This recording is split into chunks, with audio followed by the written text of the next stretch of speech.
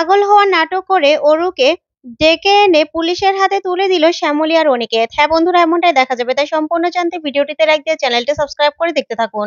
গল্পের শুরুতে দেখা যাবে খোকনকে সবাই মিলে ধরে ফেলে। তারপরে শ্যামলী খোকনকে গিয়ে ঠাসিয়ে একটা চড় মারে আর বলতে থাকে, আমি তো দিদি হই, বড় দিদি।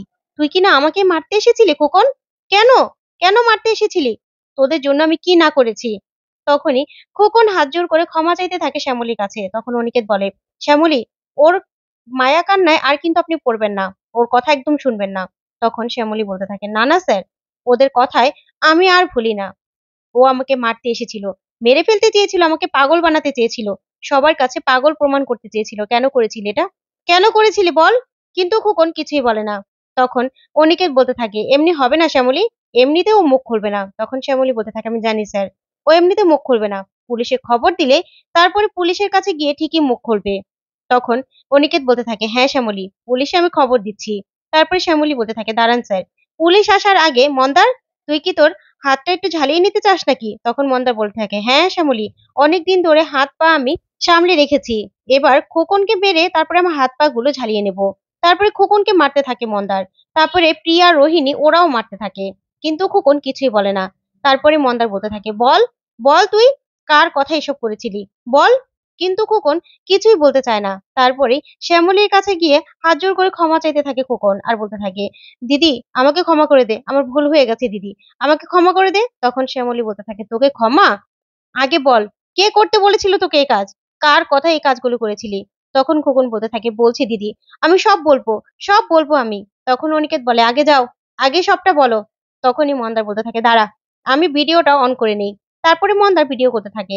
তখনই খোকন বলতে থাকে, আমাকে একজন অনেকগুলো টাকা দিয়েছিল দিদিকে মানসিক রোগী সাজানোর জন্য। দিদিকে যেন আমরা এটা প্রমাণ করে দেই যে দিদি পাগল হয়ে গেছে। দিদির চোখের সামনে এক এক কিছু দেখানোর জন্য আমাদের টাকা দিয়েছিল। তখনই অপরাজিতা সহ সবাই বলতে থাকে, কে বলেছিল, কে দিয়েছিল টাকা? তখনই খোকন বলতে থাকে, অরুণাভ ভৌমিক।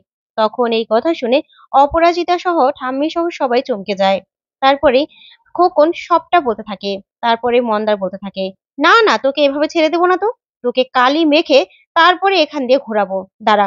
এই তোরা ধর তো, আর অনন্যা, তুমি ফোনটা ধরো। তখন অনন্যা ভিডিও করতে থাকে।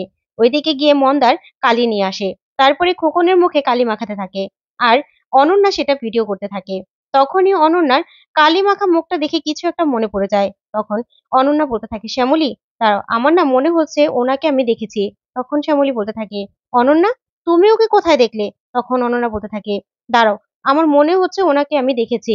আচ্ছা প্রিয়া, তুমি একটা ক্যাপ নিয়ে এসো তো। তারপরে প্রিয়া গিয়ে একটা কালো ক্যাপ নিয়ে আসে, খোকনকে পরিয়ে দেয়। তখন অনন্যা বলে, আচ্ছা অনিকেত, তোমার চশমাটা ওকে পরিয়ে দাও তো। তারপরে অনিকেতের চশমাটা নিয়ে অনন্যা খোকনকে পরিয়ে দেয়। তখনই অনন্যা সেই গাড়ি যে ডেলিভারি দিয়েছিল লোকটা, তার ছবির সঙ্গে খোকনের ছবি মিলাতে থাকে আর বলতে থাকে, হ্যাঁ হ্যাঁ, উনিই তো আমাকে গাড়ি ডেলিভারি দিতে এসেছিল। যা দেখে শ্যামলী পুরো চমকে যায়। তখন শ্যামলীকে অনন্যা বলতে থাকে, শ্যামলী দেখো। তখন শ্যামলী দেখে রেগে যায় খোকনের দিকে। ওইদিকে অনিকেতকেও দেখালে অনিকেতও রেগে যায়। ওইদিকে দেখা যাবে অরু আর তিশা দুজনে বসে বসে ভাবতে থাকে, কি ব্যাপার, খোকন কি কাজটা করতে পারলো? কই, খোকন তো এখনো ফোন করলো না। তখন অরু বলতে থাকে, ফোন করে আমাকে তো জানাবে যে কাজটা করতে পারলো কি না, কি জানি।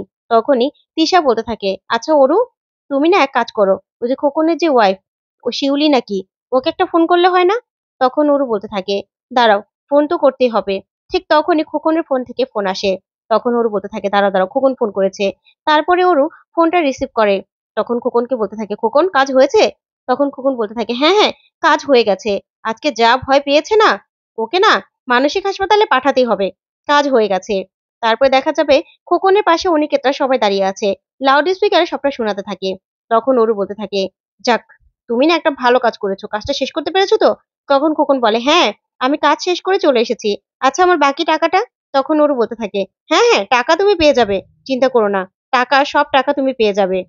তারপরে এই বলেই খোকন ফোনটা রেখে দিলেই ওইদিকে ঠাম্মি আর বড় দাদু বলতে থাকে, ছি ছি, লজ্জা করছে, ও কিনা আবার বড় মুখ করে বলছে যে টাকা দিয়ে দিবে। তখন অপরাজিতা বলে, আমার না ভাবতেও অবাক লাগছে, অরু, অরু এমন কাজ করতে পারে। তখনই অনিকেত বলতে থাকে, এবার না অরু যে শাস্তিটা পাওয়ার, সেই শাস্তিটাই ওকে দিতে হবে।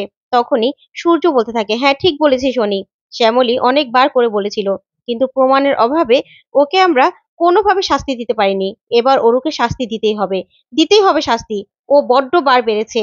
তখনই এই বলে সবাই প্ল্যান করতে থাকে কিভাবে অরুকে ধরবে। ওইদিকে দেখা যাবে অরু বলতে থাকে, যাক এবার না কাজ হয়ে গেছে তিশা। তখন তিশা বলতে থাকে, যাক কি যে ভালো লাগছে না অরু, আমার অনেক ভালো লাগছে যে শেষ পর্যন্ত শ্যামলী বাড়ি থেকে বিদায় হবে। যাক বাড়ি থেকে তো ফোন আসবে তাই না? ঠিক তখনই অরুর ফোনটা বেজে ওঠে। তখন অরু তিশাকে বলতে থাকে, কি ব্যাপার উনি আমাকে ফোন করছে কেন? তখন তিশা বলে, ফোনটা রিসিভ করেই দেখো না। তারপরেই অরু ফোনটা রিসিভ করলেই অনিকেত ওই পাশ থেকে বলতে থাকে, অরু তুই একটু বাড়িতে আসবি? তখন অরু বলতে থাকে, কেন? আমি কেন বাড়িতে আসবো? তখন অনিকেত বলতে থাকে, আসলে শ্যামলীর এত বাড়াবাড়ি হয়ে গেছে না, ওকে আমি কিছুতেই সামলাতে পারছি না, বড্ড হাইপার হয়ে গেছে, ওকে না আমি সামলাতে পারছি না। তখন ওরু বলে, তাতে আমি কি করবো, আমাকে কেন বলছিস? মামা মামি ওরা কোথায়? তখনই উনি বলতে থাকে, আসলে তিশা তো তোর কাছেই আছে, ওকে জিজ্ঞাসা করে দেখ না, বাড়িতে তো কেউ নেই, সবাই যে যার মতো কাজে গেছে, তাই আমি না একা ও শ্যামলীকে কিছুতেই সামলাতে পারছি না। আর ডক্টর তো বলেছিল মানসিক হসপিটালে শ্যামলীকে পাঠিয়ে দিতে হবে বেশি বাড়াবাড়ি হলে। আমি না মানসিক হসপিটালেও ফোন করে দিয়েছি, কিন্তু সেই পর্যন্ত শ্যামলীকে আমি সামলাতে পারছি না। তুই কি আসবি? তখন ওরু বলতে থাকে, আচ্ছা ঠিক আছে আমি আসছি।